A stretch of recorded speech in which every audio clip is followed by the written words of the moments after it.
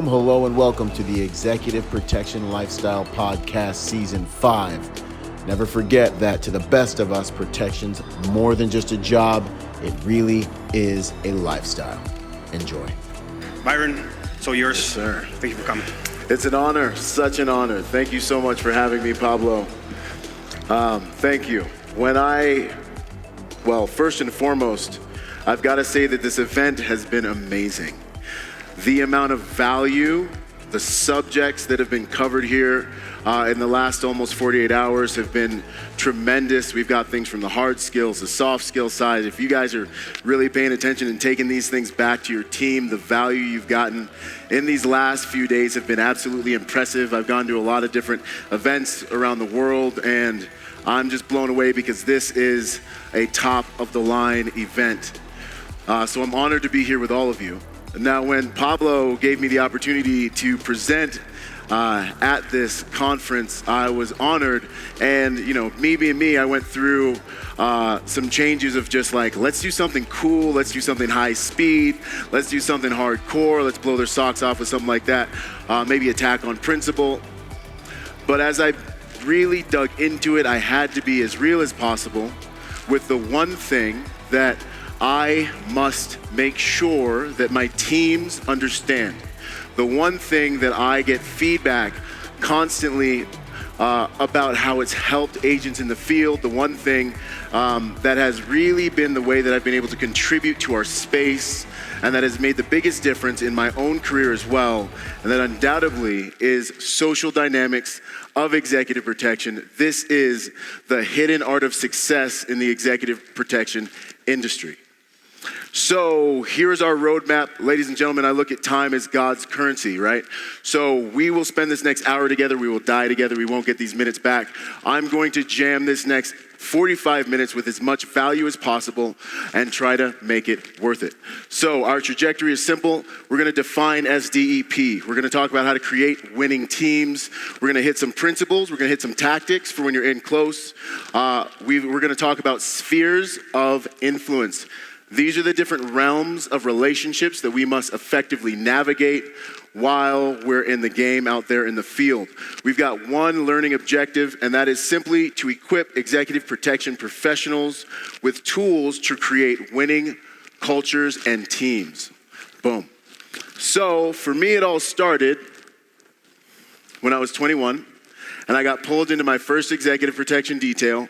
Some say they didn't choose the game, but the game chose them. By the grace of God, that was the case for me. I found myself on the most traveled executive protection detail in Southern California. We hit over 60 different countries in that first year. It was like learning to drink out of a fire hose, right? I did that with them on repeat for 7 years. Within the first 3 years, our team of 13 guys got cut down to 2 agents, myself, and someone who turned out to be one of my best friends in the world. The main thing is that first 6 months, I saw so much turnover. I saw guys auditioning. We went through probably about 30 different agents just trying to find the right fit for our client. And during that time, every single time a new agent would show up, for me, it was like pucker factor.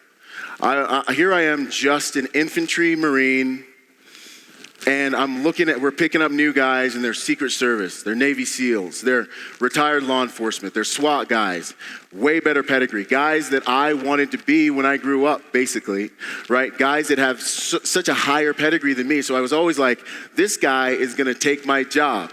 Bigger than me, faster than me, stronger than me, sexier than me, balder, blacker, whiter, whatever, cooler than me, So I always was like, how am I gonna make it? But I was forced, after a while, to really start to pay attention to the reality that I was still there. I was still on the detail. And at that point, I started to be like, wow, well, there is an ology here. There's a study of here. There's some information here that if I can distill it, maybe I can have something that I can really, really build a solid career with. I stayed with that client for 7 years. I started to pay attention to it then. I went down to Florida and I rebuilt my books again. I started as a bouncer, and I started from the bottom, and I got up into very high levels of executive protection, working for a lot of big companies down there. And I did the same thing. I moved right back up to California and did it all over again. utilizing these same principles, utilizing that experience, and really canonizing and crystallizing these social dynamics, and that culminated into me having my own executive protection company out there. So for those of you who haven't ran into any of my brands, I've been busy, right? I've got the most listened to executive protection podcast in the space, possibly one of the largest bodies of free information in the executive protection industry. Some of the podcast episodes are utilized as college credits in some universities in the United States, called the Executive Protection Lifestyle Podcast. I've got my own executive protection school. I've got another brand where I teach protectors of all backgrounds, the art of protection. But I say all that to say what has me in integrity up here with you guys, so I can look myself in the mirror after just maybe 13 years in the space. I know many of you have more than that. I'm only 35, but I'm getting feedback on an almost weekly basis from professionals who are building their companies, from professionals who are out there in the field, and they're saying, hey, your social dynamics, the stuff you're teaching, has changed my career, has given me the promotion I want, has helped me get the job that I've been looking for. The social dynamic stuff is really what has changed the game for me. And so that is why I talk about these things whenever I do these talks, and I know I'm making valuable contributions to our space. Boom. My mission here today is the exact same as it's always been, to restore honor back to our honorable service, what it is we do. No greater love than this, and a man would lay down his life for another. We are protectors, right? Boom, if you've been enjoying the podcast, I want to encourage you to come and train with me. Train with us, the League of Executive Protection Specialists. We offer online courses so you can train and learn how to take your executive protection career to the next level from the comfort of your own home. We offer on-ground training on everything from the hard skills of driving, shooting, medical, and into the soft skills through the Executive Protection Immersion course, which is one of the most experiential, learning-centric courses in the executive protection industry. Either way, I want you to become part of the golden standard in the private security industry and join the brotherhood, the League of Executive Protection Specialists. Go to epspecialist.com and let's do our careers together. I'll see you there. Out. In every warrior culture since the beginning of time, there has been a specific sect, a specific set-apart group of fighters that is more highly trained, that is charged with protecting the nobility, the VIPs, princes, kings of the time. That's what we do. It's honorable. Yet, executive protection remains to be one of the only industries I'm aware of where your principals and clients will tell you how to do your job. They'll have you mow the lawn. They'll have you, if you let them, they'll have you wash the car, wash the boat, walk the dogs. They'll tell you how to do your job, right? But they don't tell their lawyers how to do their jobs, their doctors how to do their jobs. They don't do those things to even, their mechanic. So what my mission has always been since the beginning, when I started making information, educational products for us, is to restore that honor back to this honorable service so that the guy on the ground, a larger volume of the guys on the ground, act like the professionals that we are charged to be and who we really truly need to be in this space. So let's dig into it. SD and EP. The root word social dynamics, got a quick definition here for you. A branch of social science that deals with the laws, forces, and phenomenon of change in society, right? Said differently, this is the way that groups act on an individual, the way that groups interact with each other, and essentially the way that individuals act on groups, right? Social dynamics. Social dynamics in executive protection, the definition is even more simple. A code of conduct aimed at influence in executive protection. Especially in the private industry, we must learn how to leverage relationships. We don't have badges. We don't have those other tools to get people to do what we want. And so this art is really something I think a lot of professionals don't focus on enough. They think it's about the hard skills. They think it's about the tactics. They think it's about the gear.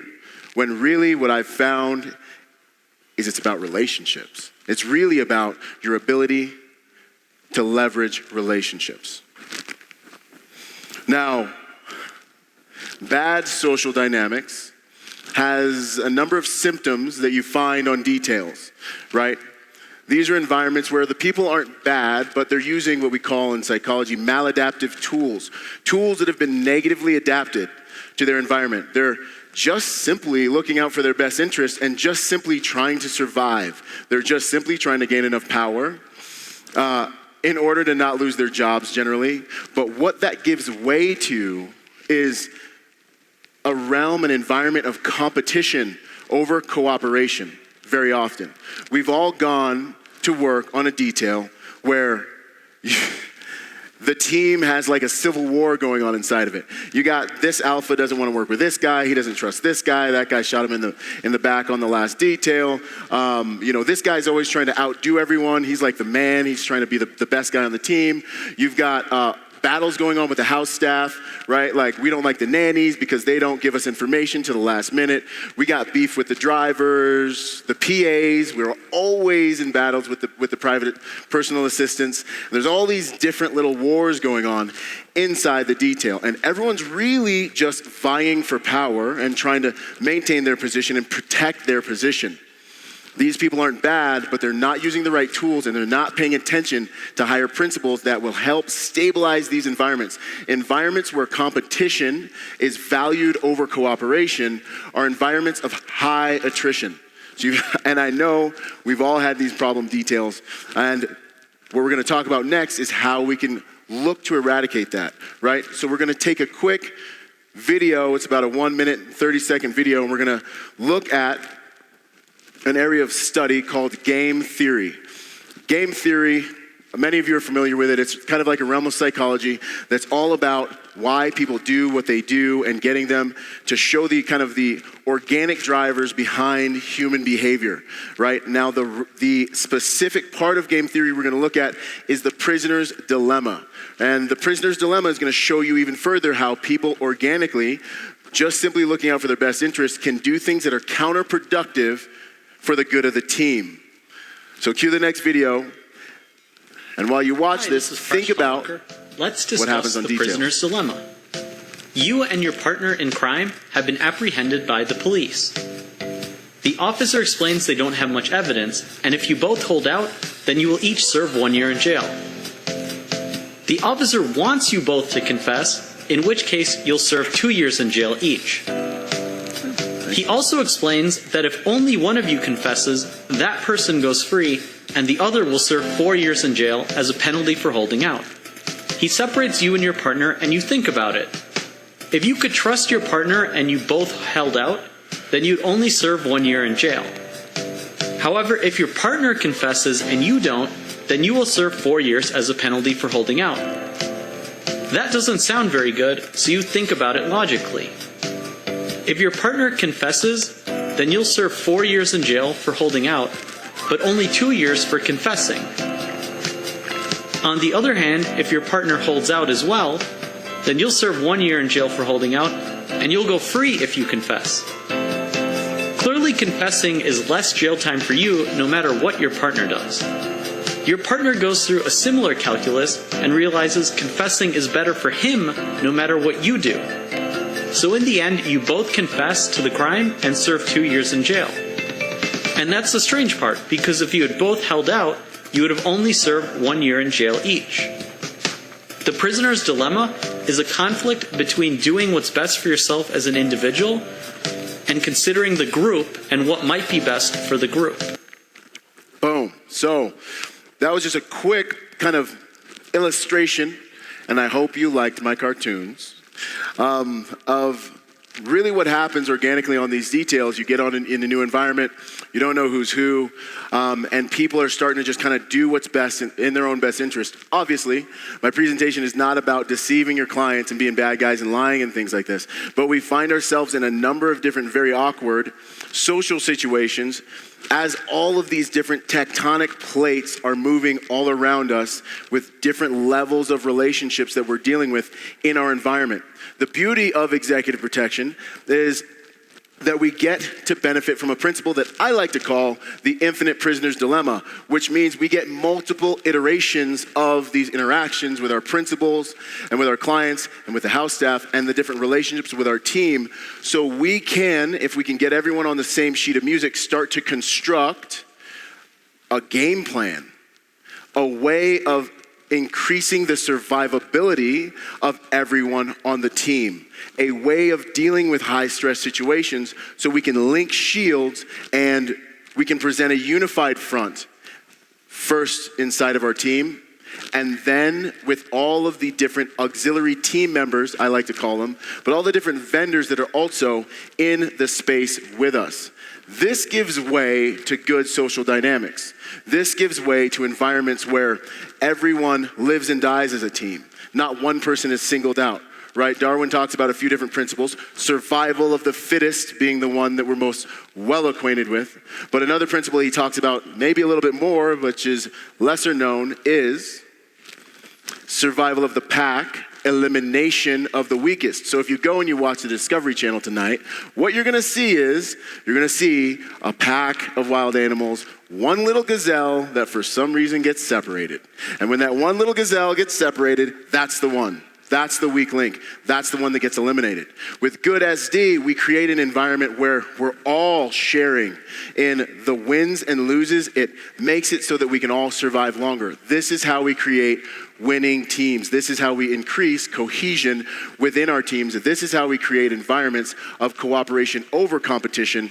And when we have that, we have a culture and a team of winning.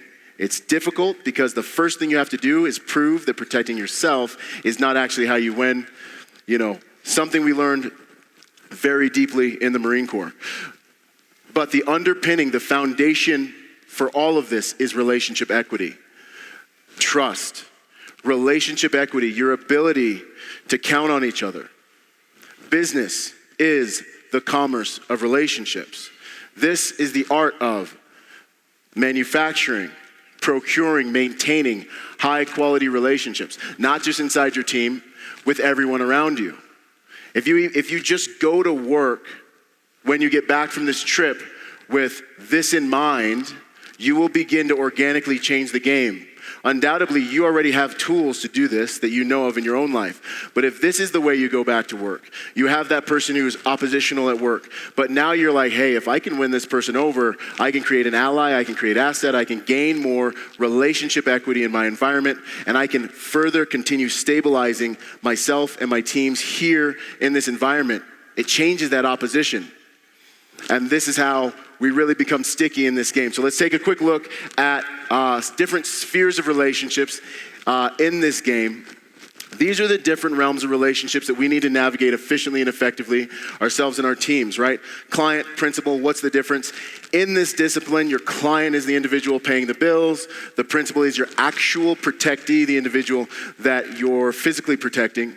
The royal court, this is the entourage.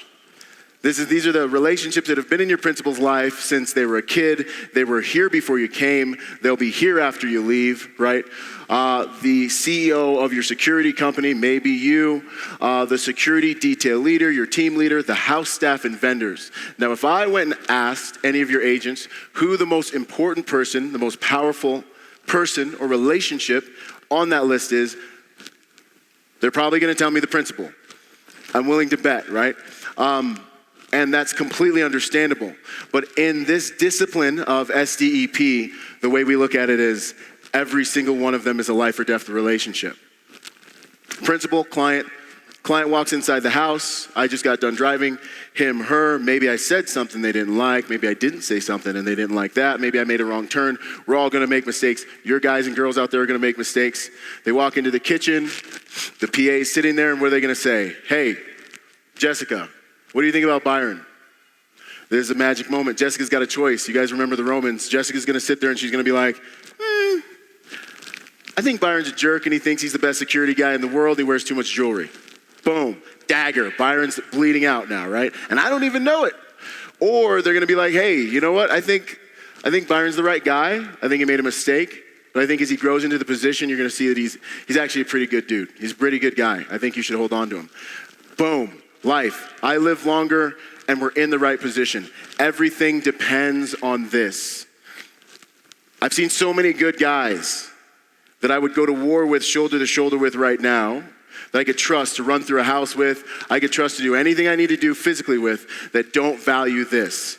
Everything depends on our ability to gain high quality relationships and move different pieces around on the board. We're not better than any other functioning team. When I get nannies, house staffs, new cooks, drivers, whoever it is that comes onto the detail, I pull them aside. I say, hey man, you've probably been in the industry for a long time. You've probably been around the block. I'm sure you've had problems with security, but here, the way we run it is simple. I've got your back, you've got my back. The bottom line is we are on the same team to make sure our principal has the best experience they can have. They stay safe, happy, and productive. You play your position, I play my position. I will try to get you information to make you win. I'll cover you, I'll protect you, and I hope that you feel comfortable enough to do the same. I start the whole relationship off that way. No insecurities, no worrying about power struggles. I instantly disarm them and welcome them to the team.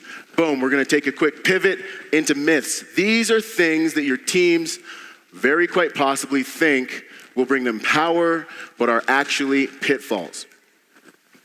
Hard skills. I love this picture. Your ability to catch a butcher knife in your mouth and mount a counterattack might get you hired. I don't know. Maybe you get hired because you're a Navy SEAL. Maybe you get hired because you were Secret Service SWAT. Maybe you get guys, cool guys can get on the team for that. New guys in the game generally can have a tendency to want to focus way too hard on their hard skills. When I get new guys, I tell them straight out the bat, we have a saying in the league, my school, listen, hard skills may save lives and you need to be as advertised. Hard skills may save lives, but your soft skills will keep you in this game and get you paid. So master your soft skills, right? Boom. Too close with the principal. This picture makes me awkward. It is definitely awkward. Being too close with the principal is very seductive. It's natural for us to want to be close and favored by powerful people. So in this industry, you get new guys all the time that, like Christian said yesterday, they think they're gonna change everything. They think they're gonna be best friends with the principal or the client. I always brief my new guys and let them know, hey, listen, our clients, our principals, the demographics we serve, these people get tired of Lamborghinis, okay? Pay attention. You might be the flavor of the month, but remember, you need to respect the professionalism of the relationship first.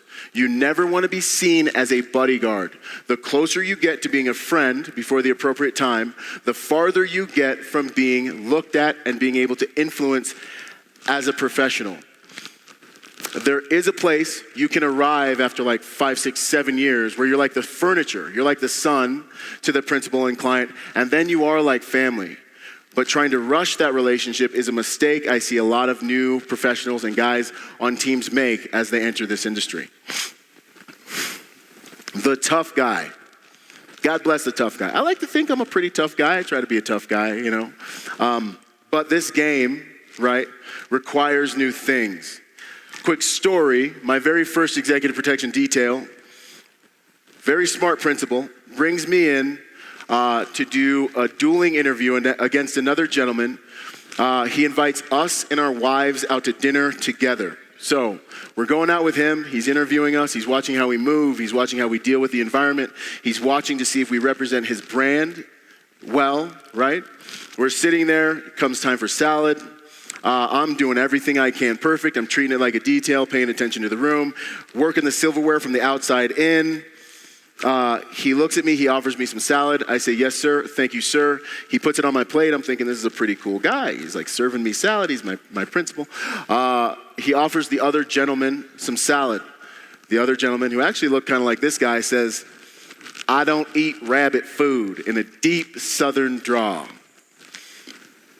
It was at this moment I realized that I was probably going to win this dueling interview. In an age where being politically correct is very important. In an age where we must sell security in action, in appearance, in deed, everything is recorded, right? In an age when our principals and our clients must trust our discretion as we navigate the world, make decisions on their behalf, interact with the public on their behalf, the tough guy is dead. Now you must keep a velvet glove over your iron fist. Outshining. Undoubtedly, you'll have guys on your team that are hard chargers. They want to run out in front. They want to change the world. They want to prove to everyone on the detail they're the biggest, baddest, smartest. They want to prove to the principals and the clients that they're the smartest guys, right? This is counterproductive. It is dangerous because it is actually self-serving. Generally, they'll present it as if they just want to be their best and other guys can't keep up, but they're seeking glory for themselves. It adds to the attrition of the pack. The other people on the team will detect it, and they will be insecure because this person's constantly trying to outdo them.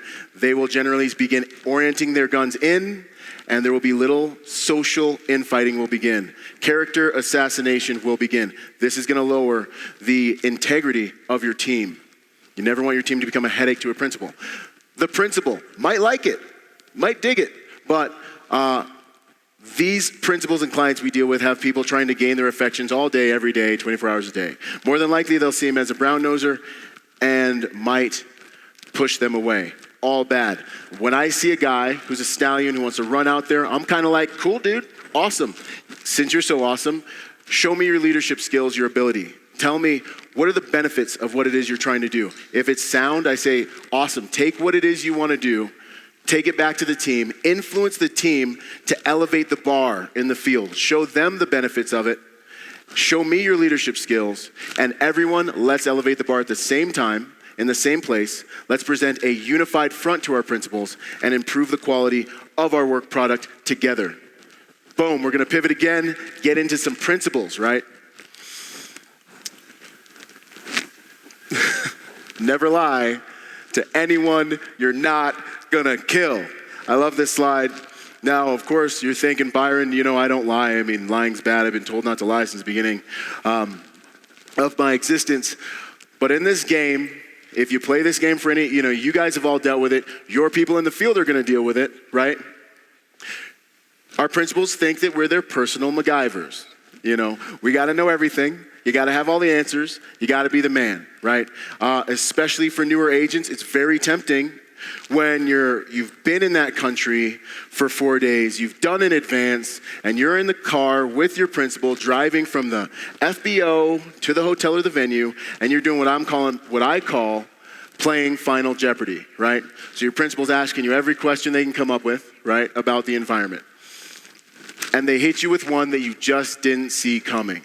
It's very seductive. I tell my guys, hey, part of being a specialist is knowing exactly what you know, knowing it well, and also knowing what you do not know, but knowing how to find those answers. The correct answer when you're asked one of those questions is, sir or ma'am, I do not know at this time. I will get that answer, and I will get right back to you. They will trust the integrity of your word, and you will last longer in this game. If there's one slide I'd say is very important to pay attention to, it's probably this one. As we aim to influence, right, so that we can do our job more effectively, making sure others are seen and heard turns out to be one of the most powerful things we can do, right? People don't remember what it is you say as much as they remember how you make them feel. This is like dynamite. This is like magic right here. Especially in a time when honor and respect and really caring for anyone is becoming more and more rare. This is a tool you can utilize no matter who it is you're interacting with. House staff, nannies, principal, client, other team members. If you want to influence, first make sure they are heard, they are seen, they feel understood. You cannot fake this. You must be genuinely interested in what they're saying. And then they will experience a bit of a cathartic release, a therapeutic release. They will feel honored, and that is when the window opens for you to begin to influence and get any work done that you need to get done. Do no harm. Out in the field, we're all dealing with it probably as I speak, and you will deal with it. people that they just suck. They just aren't good to work with. They may aim in on you because you make them insecure. They might think that you're going to take power from them. They may think that for whatever reason, they don't like you or they don't like your guys. I tell guys, look, if it's not your job to eliminate them, okay, do no harm. A person's character is the algorithm by which they make decisions. Eventually, with sufficient time and distance, everyone knows how to do this. Everyone does it. Everyone's good at it. Everyone will see that algorithm.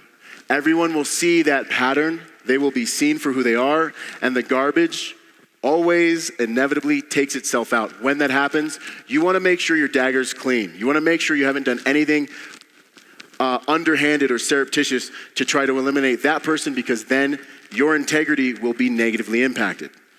Boom. Leadership. Who's the leader? Who's the follower?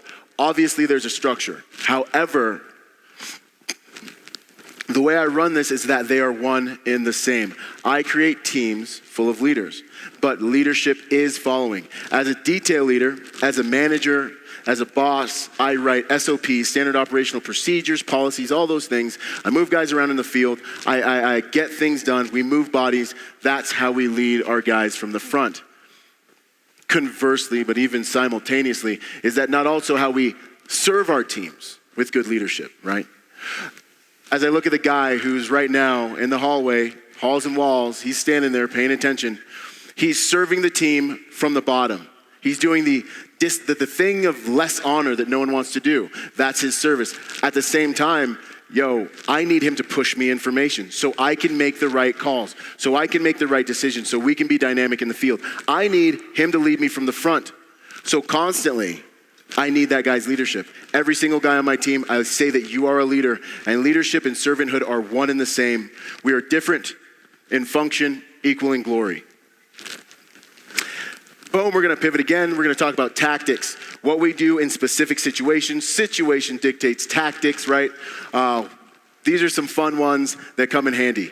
Open-ended questions. You'll find yourself in situations where it's time to talk. It's time to interact with people. You need to interact with people. I love to lead with open-ended questions. And it is wise, if you know you're going to be in these environments or these situations, start thinking about these things ahead of time, because they never come to you in the moment, right? Open-ended questions are a beautiful way to get back to that slide I was talking about people being heard and seen and understood. Start off with what did you think about this? How do you feel about that? Open them up. Get them to start talking. Make sure they feel heard and understood. You will see how quickly a positive relationship begins to happen as they feel respected. Very powerful. Keep calm, overpromise. Keep calm, underpromise, overdeliver. Okay, I'm sure, most of the websites I see online say pretty much the same thing. Our security company can provide tailor-made security strategies that fit you and your family, right? Guys out in the field are placed in difficult situations where they want to say yes all the time, because who tells our clientele and our principals no? Relatively no one, right? But it's a very slippery slope. It can be very seductive. I say, if you can, as often as you can, underpromise. Promise them just under what you know you can deliver. And then what happens? Whenever you present your business deliverables, when you walk in that office at the end of the day, boom, you're hitting grand slams. You're over-delivering at a higher rate, at a higher pace, more often. And this is how you start a relationship where principals and clients are genuinely impressed, and this is the individual capital that helps your team survive fiscally. This is the individual capital that helps your team survive when people make mistakes. Investing in yourself as a tactic. I love to look at this as a tactic. I tell my guys when they come on the detail, if you want to elevate, you got to do some things, right? If you want to become a higher quality agent, you've got to make higher quality decisions.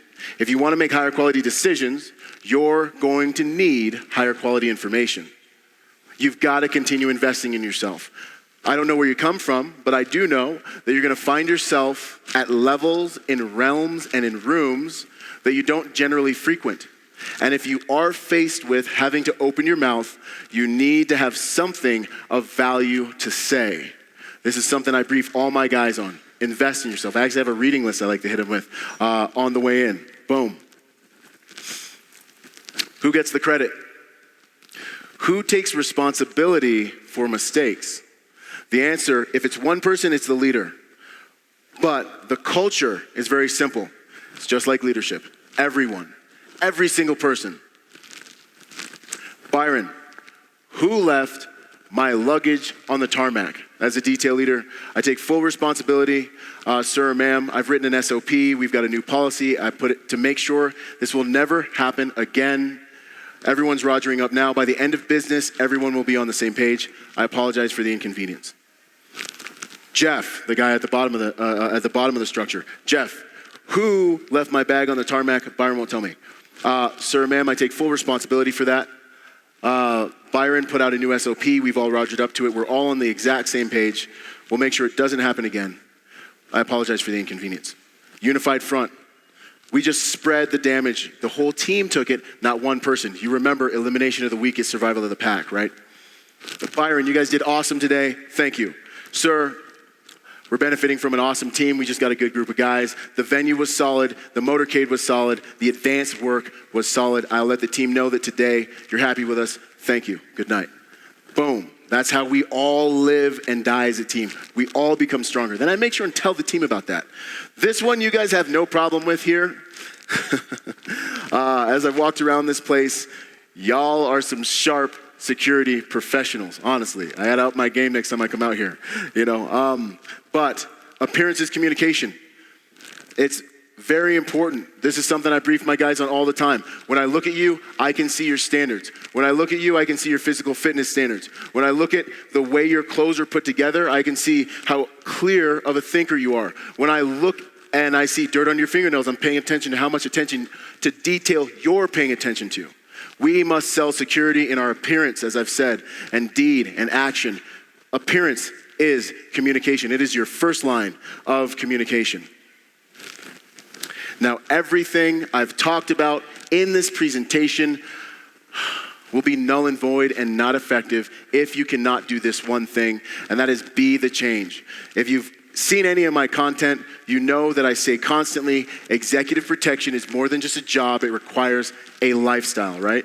It's a baseline of performance we need to be able to hit that's higher than everyone else.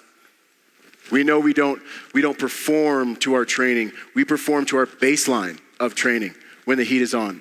Your teams, the people you work with, everyone needs to see that you are genuinely approaching the game this way, relationship oriented. That's how you really change the game, and you can do it as the guy at the bottom of the totem pole, and you can also do it as the guy being in charge. It doesn't matter where you are in the rank structure as you listen to these words.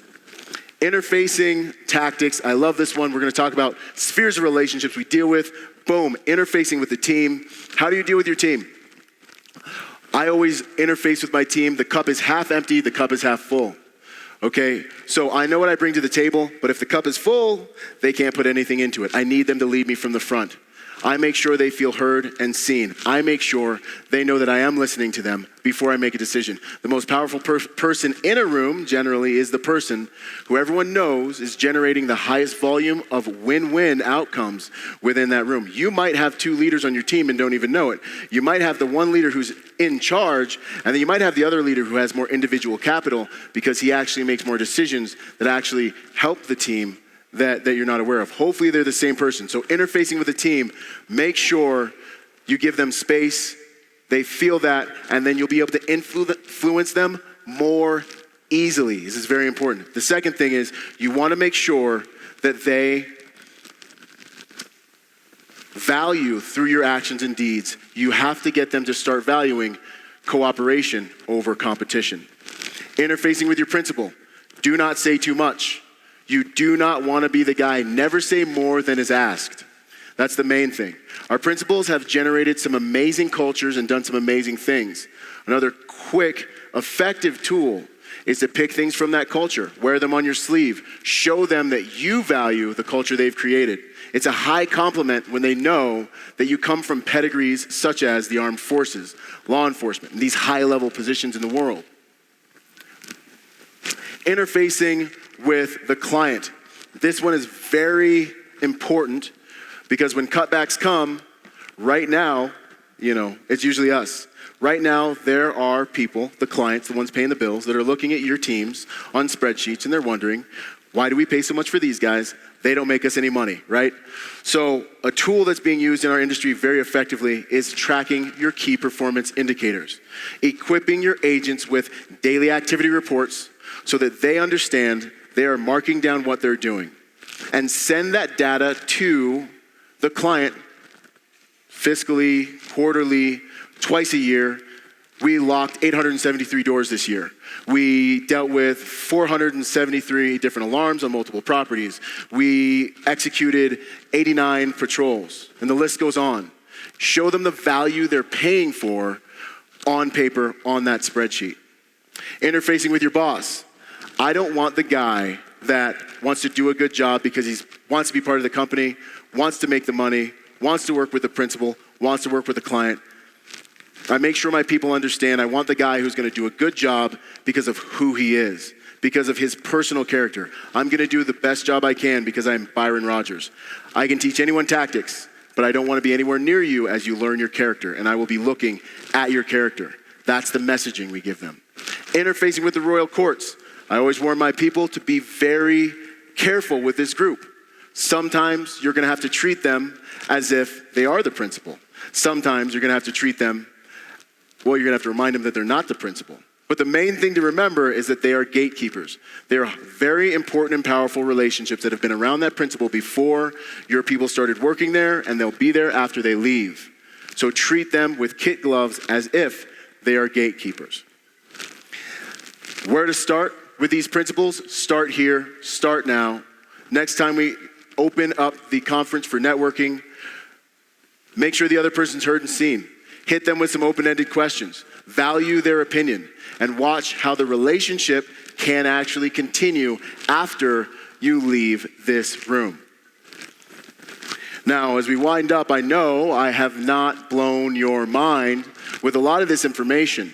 It's kind of like how to win friends and influence people for executive protection. But the reality is that I've seen so many good agents lose. I've seen so many good teams get sent home. I've seen people lose money because they don't value the relationship component to the executive protection game. And my goal here is to remind you and equip you with tools that you can leverage in the field, maybe even weaponize in the field, to make sure that your teams are more efficient, more effective, and more successful. Now, if you can remember that this game is not about you, it's about relationships. If you can remember to become the change on your teams.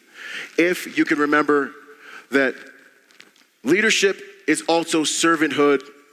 If you can remember that we all share in victories and we all share in our defeats. And if you can convince your team that cooperation is superior to competition in action and in deed first, then ultimately your team will win, and thus you will win. Thank you.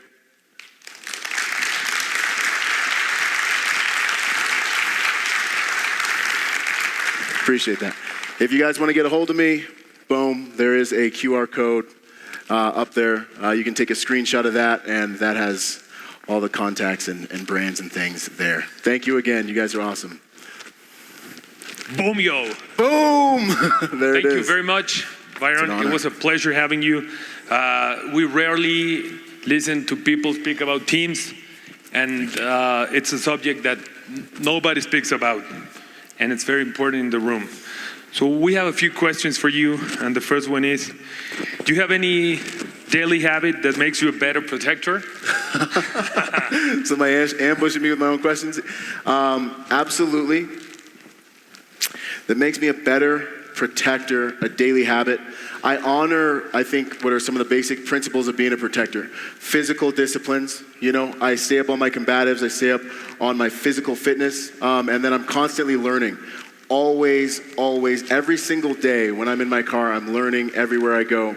And so I believe by just living that way, I'm setting myself up to be as advertised. Intelligence, physical fitness, and then always focusing on relationships.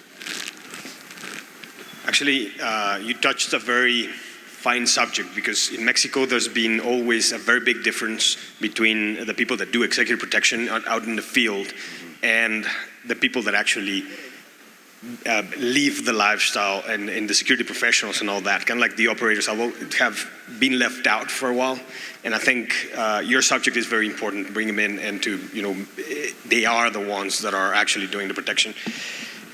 I do have a question, and I am going to use something from your rule book. So, it's an honor. What is the best lesson you've learned in your career in executive protection? I think the main lesson that I think, if you forget it, it's going to punch you in the face, and it can be very expensive, is that it is not about you. It's not about you. I think, because I've never been that cool, I've never been that awesome, I've never been that amazing. So what I've done to create a place for myself, right? Your gift will make room for you in the court of kings, right? What I've done is I've focused on contributing, and it's a kind of a two-way street. So I've focused on contributing to myself, learning all the time, training all the time, getting better, becoming a best version of myself I can be. That's why the slogan is, this is more than just a job, it's a lifestyle, right? Your clients benefit from the value of your lifestyle, really, when you go to work.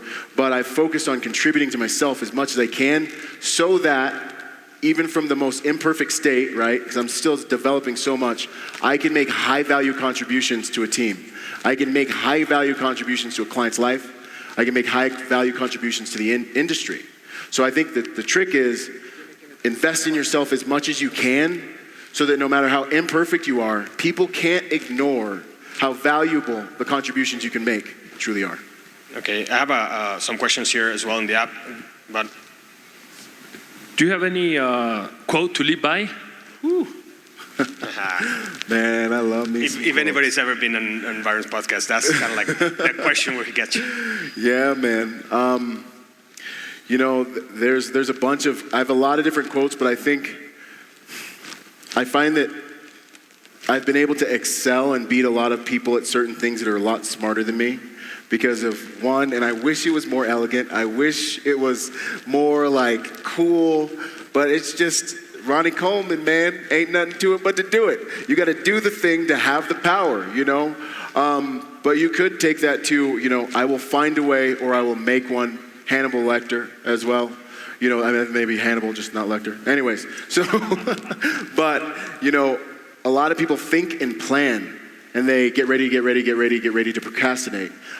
Be the guy that's out there doing it, get punched in the face, learn from experience. You will evolve much faster. You'll also learn that failure doesn't destroy you. It actually does make you stronger, harder and faster if you choose to see it that way. And I think that's like magic in my life so far. Byron, there is an interesting question we received from the public, and I think it's kind of cornerstone of everything what we do here. And a lot of people who are coming to this executive protection are generally military, law enforcement, and that kind of stuff. So they are very much focused on the hard skills, and all the industry are very much focused around that sexy part of executive protection where you're going around and shooting and doing all that crazy stuff. And you get, okay, social interaction, cool. Or what we were talking about, preparation for the attack, interesting. Okay, but what we want is this. No, what can we do to make, I mean, it's not about explaining that the other part is wrong, but to make a better balance between what we actually need and what we expect in executive protection. How can we make it more interesting? How can we make it more interesting? Yeah, exactly.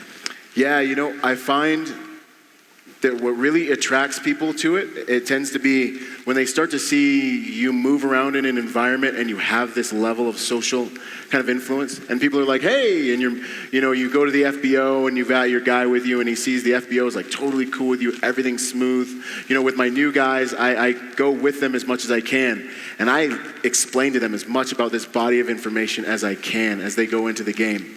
And I really make them understand that this is the way you're gonna survive. And when they see you move in the field and they see that things are smooth because you have these relationships that make the wheels turn.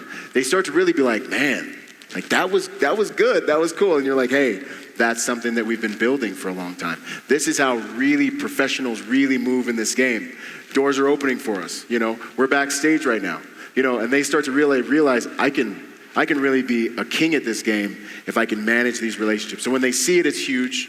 You know, it's something I focus a lot in my content so that you're hearing it from other professionals. This is really how you win.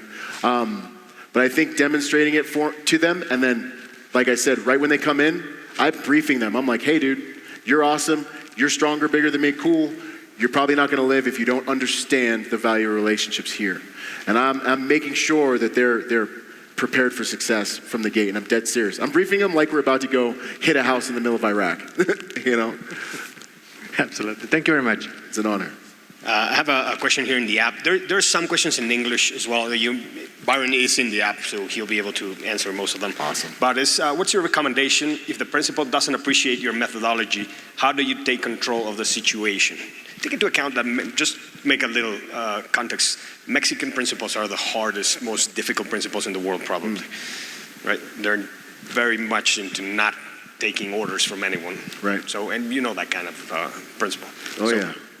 So this is a beautiful question, especially for private security professionals, because the reality of this game, and I think it was, who hit me with this on the podcast the other day? They were like, whose responsibility is security in the private sector? And I was kind of like, I mean, it's my responsibility. I'm the detail leader. I'm the company owner, you know. I'm the security dude, you know. And he was like, no, man, it is your client's responsibility.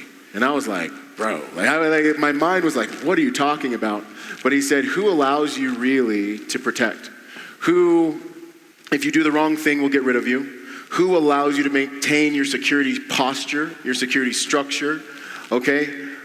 Who really can just leave the house by themselves if they want, if they don't want you with them? If it's a government contract, it might be different. But if it's the private sector, you can go with them if they tell you not to, but it might be the last time you go with them. And that's just the way the game is.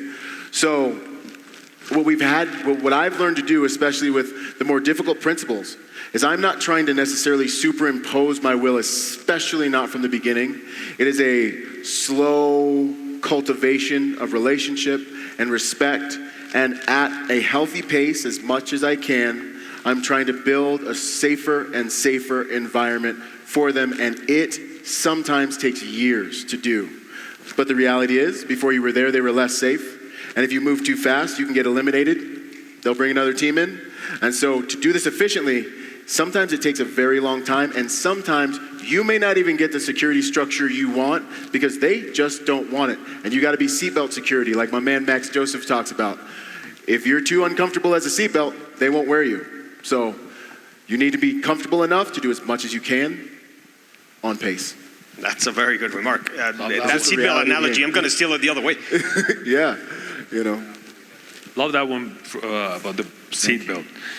From experience, ex-military personnel normally have a great hard skills and tend to be a little weaker on soft skills. Soft skills tend to be developed through experience and personal upbringing. Which do you find easier to teach, hard or soft skills? You know, honestly, soft skills. I find it easier to help someone understand how to kind of interact with other people because we all have so much experience doing that. If I need to teach a guy about how to achieve a higher level of violence than an aggressor, man, we have to go and we have to do, there's so much more that has to go into that. Like at our events, at our Protector Symposiums, like we gotta lock you in a car, you gotta fight someone in a car, you know, we gotta run you through a number of different things, like to help you understand violence, how to achieve violence, how to achieve proficiency first. But there are so many very clear pipelines to get guys a foundation of firearms training and combatives training and amazing instructors. But if they don't have that, they haven't generated that kind of aggression and control and power, I think that it can be more difficult to help them get if they don't have it from their upbringing or their background. The social dynamics, I can kind of walk them through that with baby steps and with some of the programs. What tips do you give anyone that's joining a team, whether he has a lot of experience or not. Yeah. What are the main key points that you have to transmit to him or her when they join the team? Absolutely, very important. As you enter that team, make sure you're humble. Understand that every new detail is a new space. You don't know the tripwires. You don't know where the landmines are, client proclivities, the things they like, the things they don't like. I enter a team extremely humble. I know what I know what I can do, but I don't know how to survive here. I need what you guys have. And so I definitely always enter with like cups half empty, cups half full. I'm here to learn, and I'm pretty much quiet for the first 3 to 6 months, and I honor their alphas and their bulls. I honor all the guys. Every single person is above me. I submit to learning, and then, if it's right, I aim to influence. Okay. I'm sure there are a lot of other questions. If you go to the app, you'll be able to interact with them. Awesome. I don't know if you were here when I explained what is this. This is an alebrije, because Gonzalo wasn't. Outstanding. Alebrije is a mythical creature from Mexico, and it represents metamorphosis, and it represents change, and it represents a lot of hard work, which is what we're doing here. Yes, sir. And what we're doing security. So Byron, thank you very much for coming down here. I really appreciate it. Such an honor. Thank you so much. Thank you for the gift. This is right up my alley. This is perfect. You guys are awesome, man. Boom. So, how is it? Boom. Boom! Quick shout out to our sponsor, Staccato. My first pistol sponsor. I've been sponsored by a lot of companies, right, over the years. But when it comes to pistol, that's my bread and butter. Pistol is something I believe in. I'm a competitive shooter. We're shooting anywhere from, 800 rounds a month type of thing, right? So Staccato, being what I believe, is one of, if not the most complete handguns you can put in your hand. It's got every component that a handgun could have, should have. They're actually extremely dependable now that they've made some changes, and these things are straight up tack drivers. If you're looking for a pistol that will do as much of the work for you as a piece of hardware can, obviously you have to have the marksmanship and all the different things, but different guns perform at different levels. And I want to say that Staccato is one of, by far, for sure, take it from a competitive shooter, we're shooting the highest volumes of rounds constantly right now. Not used to have a background guy, but like right now, when you go shoot, you're gonna see certain brands. Staccato is one of, if not the highest performing firearm that is both CCW, duty ready, and also competitive ready. So I want to give them a shout out. If you guys are looking for a good handgun to build your skills on top of, go check out Staccato. Much love and respect.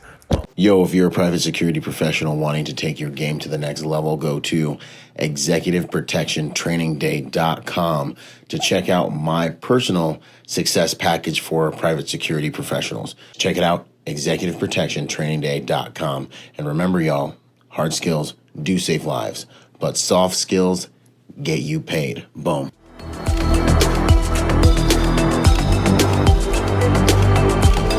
Boom. And to support this podcast, go to executiveprotectionlifestyle.com and contribute to our Patreon account. That Patreon account is what helps me make this podcast possible, contributing to this brand, what we're doing here, making it so that I can bring better guests on, making it so that we can plan more events and just expand the contribution to the private security industry, and also to making America a safer place. Do whatever you can, contribute whatever you can, because it makes all of these things possible. Thanks for those contributions.